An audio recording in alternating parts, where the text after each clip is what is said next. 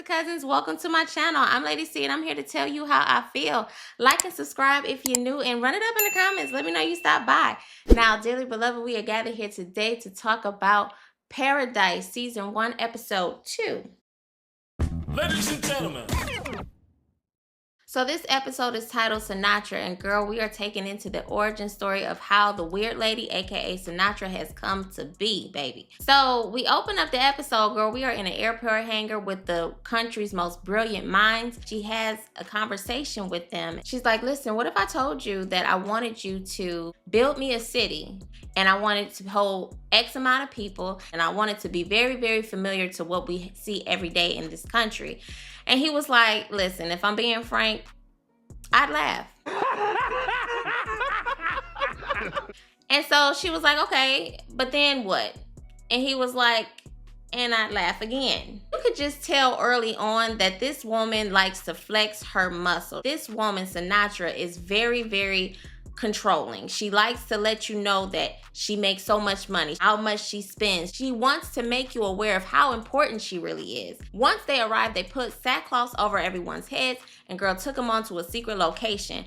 And baby, when they took the sackcloths off of everybody's head, you already see the development is starting already. And she looked at him and she was like, build me a goddamn city. So we kind of go back to the present time and girl, Xavier is trying to put all the information on paper. In the last episode, there was a cigarette with a series of numbers on it and it looks like it was intentionally left for him to find. And he took that with him as his own evidence that he wanted to conduct his own little investigation. Of course, I'm sure that he wasn't supposed to, but girl. So next we skip on over to a typical day in the life in that city. Girl, everybody's opening up their shops, their salons, their libraries, their stores.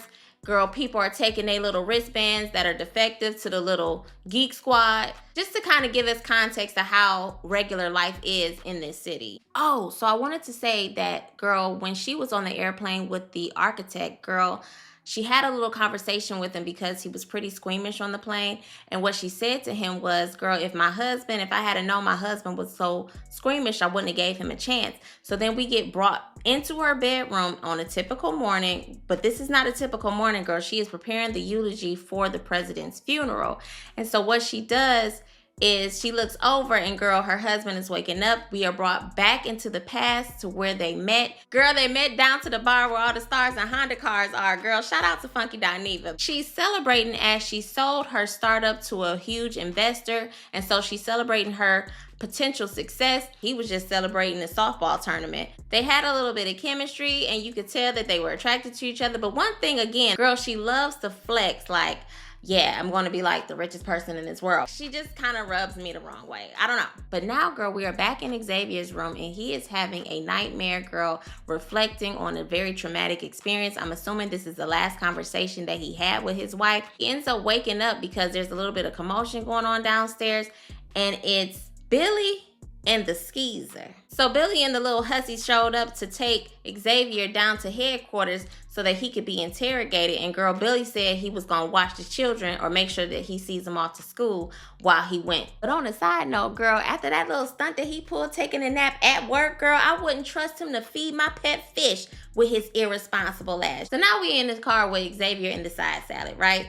And so he's asking like, girl, do they have a suspect? Do they have a weapon? Have they found any DNA? And the answer to all of these is no, no, and no. When I tell you that there's some tension between those two, baby, you could slice that tension with a knife. She told him, girl, you got something to say, go ahead and say it. And he was like, you know what? I don't know why they got the side salad leading the investigation in the first place. There, I said it. And she was like, well, you know what, girl? I'm actually good over here, okay? Because I'm clear. But are you? Are you? He was like, you know what? I just believe you too close. And she was like, well, you know what? At least I didn't hate the man or shut down a whole investigation for 30 minutes before calling the in for the very first ever presidential soul snatching. Plus his tablet's missing. And you know how we feel about our tablets.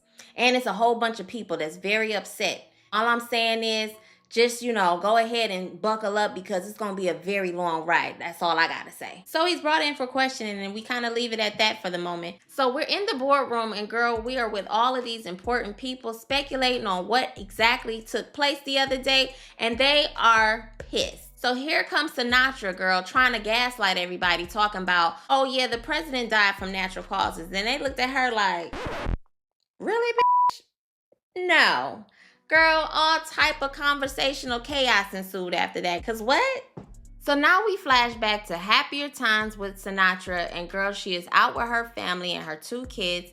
One of their names is Dylan. Dylan starts to have a medical episode. Back into the boardroom, girl, Sinatra has had it. She's like, listen, tighten up. So what we're gonna do? All the Caucasians to the back. Put on your big girl panties. We need to present a united front and put a good show on for the boys and girls in this city. We don't need everybody in shambles. We are back down to headquarters. So X is all hooked up to all of the machines, and then the interrogation begins. And so the floozy walks in and she starts asking him a series of questions. Did you take anything? Why the delay? Why did you call Billy? Are you covering for Billy? Where the fuck was you at? What the fuck was you doing? Why the fuck you ain't called me? Why was Billy the only person you called? And he was like, well, because I wasn't comfortable. And she was like, well, why not?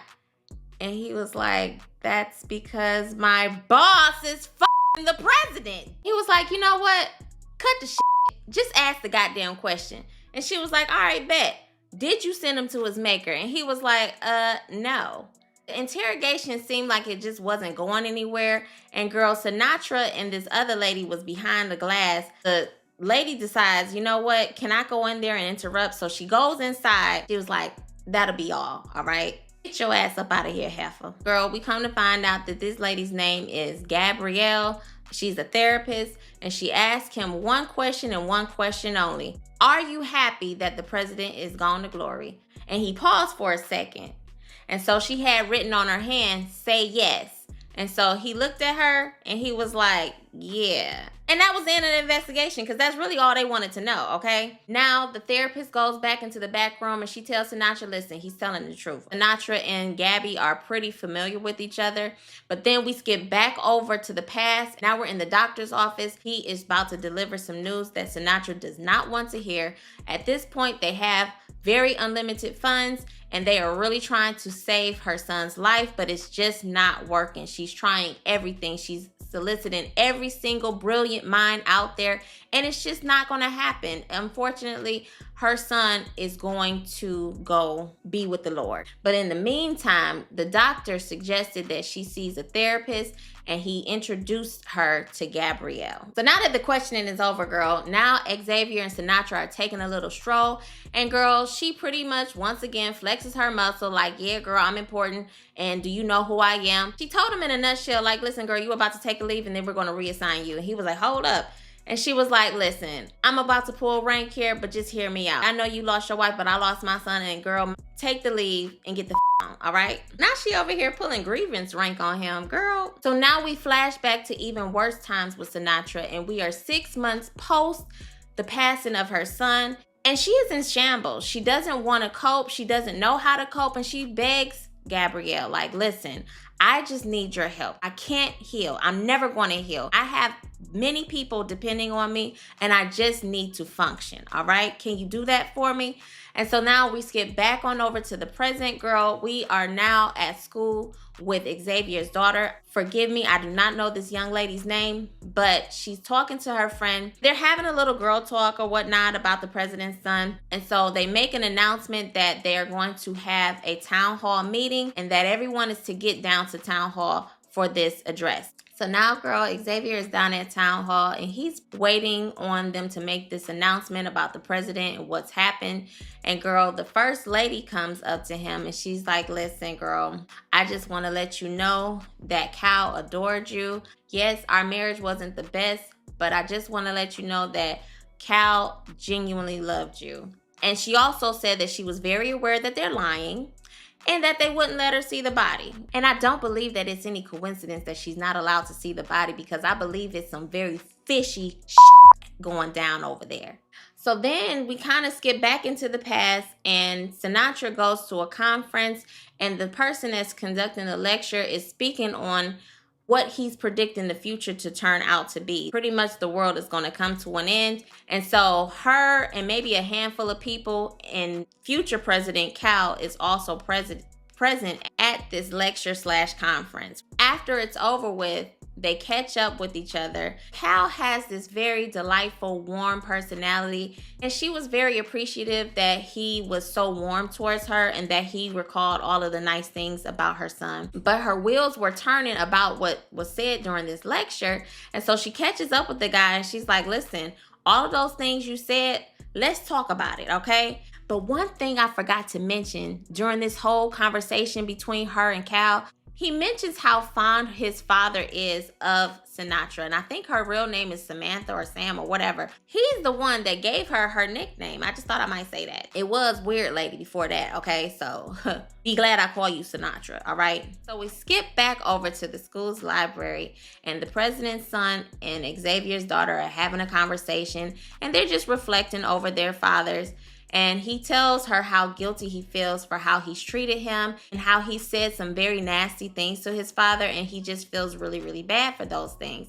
And so they kind of get into the type of music that the president liked, and they get into Xavier's fascinations with airplanes because remember, his father or great-grandfather or grandfather, whatever, is a Tuskegee Airman. They're just having their bonding moment or whatnot. But then we go back over to the town hall, and Sinatra, once again, pulling strings, putting the vice president on the stage to go get sworn in. And so as all of this is going down, Xavier is observing everything. He's not missing a goddamn thing. It's something about you, Miss Sinatra, and I don't know what it is, but you not sitting well in my spirit. You already rubbed me the wrong way the other day, and now you out here moving pieces across the board, and it's just giving puppet master at this point. I'm gonna take you down. And I don't know how I'm gonna take you down, but I'm gonna take you down, all right? One thing I forgot to mention is that during her first therapy session with Gabrielle, she mentions that when she's very stressed out, she picks at her hair. And so we go back to right now, after the town hall and everything, she gets back from her very long day. Her daughter is in the room doing her homework, but girl, she's still picking at her hair, stressing out. And so I'm like, I wonder what that's all about. But then, girl, the president's son takes Xavier's daughter onto the hangar, the same hangar that we started this episode in, and the same hangar that they were all going to when everything went down when they arrived to the city.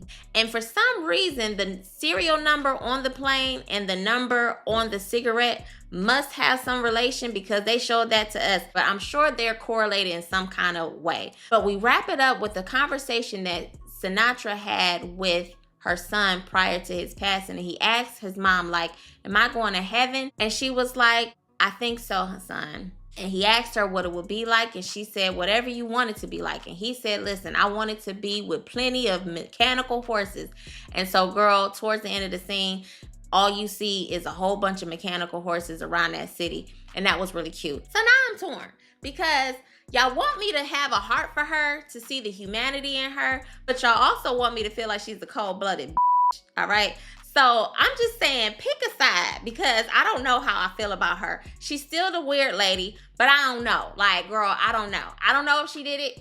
I don't know yet. But I guess y'all will tell me. Don't tell me. Don't tell me, okay? I'm not sure at this point if I've met the person who was responsible for taking the president out of here. So I don't want to make any type of predictions just yet. Again, I know that the show has wrapped up its last episode this past Tuesday. But here I am, and here I am. But with that being said, like and subscribe, hit the notification bell if you're really about that life, and leave me some comments, okay? No spoilers, though. Do not spoil this for me. Do not ruin this for me. But I'm going to call y'all back later. Bye!